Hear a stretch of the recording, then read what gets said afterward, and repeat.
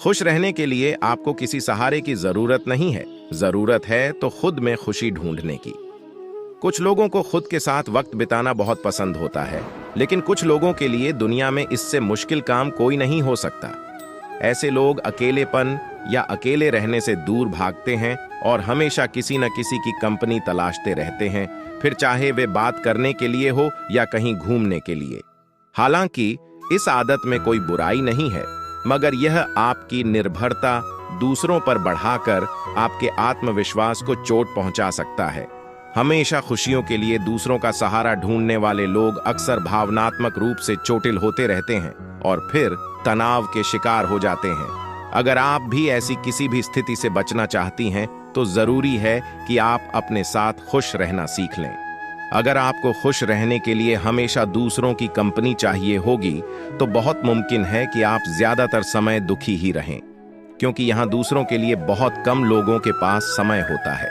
कभी कभी हमारे विचार नहीं मिल पाते और हम जिन्हें दोस्त समझ रहे हैं वही हमें बोझ समझने लगते हैं, या उनके साथ आप बस समय बिताने के लिए रह रहे हों, लेकिन आपको बिल्कुल भी अच्छा न लगता हो। ऐसे में उपाय एक ही है, खुद में खुशी ढूंढना और खुश रहना। ज्यादातर लोग अकेले रहना पसंद नहीं करते हैं, क्योंकि वे नहीं जानते कि खाली समय में क्या करना है। अपना समय बिताने का सबसे अच्छा तरीका किसी नई गतिविधि में शामिल होना है, कुछ ऐसा जिससे आपको मजा आए, चाहे वह पढ़ना हो, पेंटिंग हो या डांस करना। उन चीजों के लिए समय निकालें जिन्हें आप पसंद करते हैं। इससे आपको अपने आप से बेहतर तरीके से जुड़ने में मदद मिलेगी।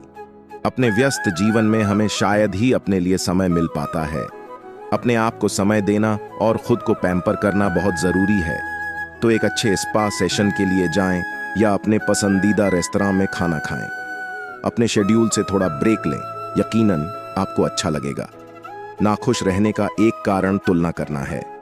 सोशल मीडिया पर अपने दोस्तों और परिवार के सदस्यों को देखकर उनसे जलना आपकी खुशी को बर्बाद कर सकता है।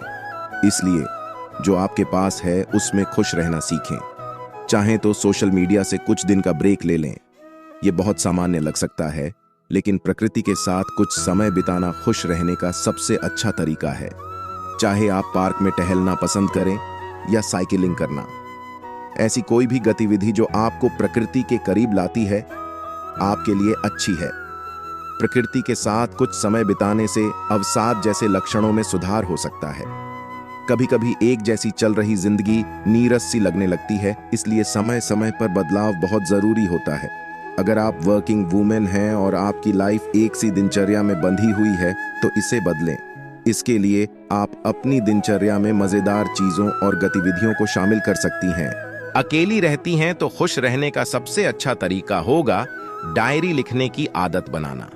ऐसा करने से आप अपने मन में चल रही बातों को शब्दों का रूप दे सकती हैं। मानव स्वभाव होता है कि उसके दिमाग में लगातार विचार आते रहते हैं। इनमें से कुछ नकारात्मक होते हैं तो कुछ सकारात्मक। मन में उठने वाली ऐसी बातों और सवालों को डायरी पर लिखने से बाद में उसे पढ़ने पर आपको समझ में आएगा कि आपकी असल समस्या क्या है। ऐसा करके अकेले खुश रहने के लिए रास्ते भी आप ही निकालेंगी। डायरी पर मन की बातें लिखने और उसे बाद में पढ़ने से बहुत खुशी मिलती है। अकेले खुश रहने का सबसे अच्छा तरीका है करियर पर फोकस करना या अपने सपने को पूरा करने के लिए पैशनेट होना। ऐसा करने पर आपका ज्यादातर समय और ध्यान उसे में लगा रहेगा और आप खाली नहीं बैठ पाएंगी, जिससे नकारात्मक बातों के बारे में सोचने का मौका नहीं मिलेगा। अपने आप को खुश रखना बहुत आसान है और इसके लिए आपको अपने प्रति सकारात्मक नजरिया अपनाना होगा। इसलिए अपने आप को खुश रखने के लिए अपने आप से प्यार करें। हर वो काम करें जो करना आपको अच्छा लगता है। खुद की पसंद और नापसंद को तवज्जो दें और साथ ही इस बात का विशेष ध्यान रखें कि ऐसी क्या बात है जिससे आपको खुशी मिलती है या आपका मन थोड़ा हल्का महसूस करता है। आप चाहे तो रहने की जगह में भी बदलाव कर सकती हैं या फिर अपने रूम में ही थोड़े बहुत बदलाव कर उसमें एक नई सी झलक ला सकती हैं। आप चाहें तो अपने पहनावे, हेयर कट जैसी चीजें में भी बदलाव करके आप इस नीरसता से बाहर आ सकती हैं।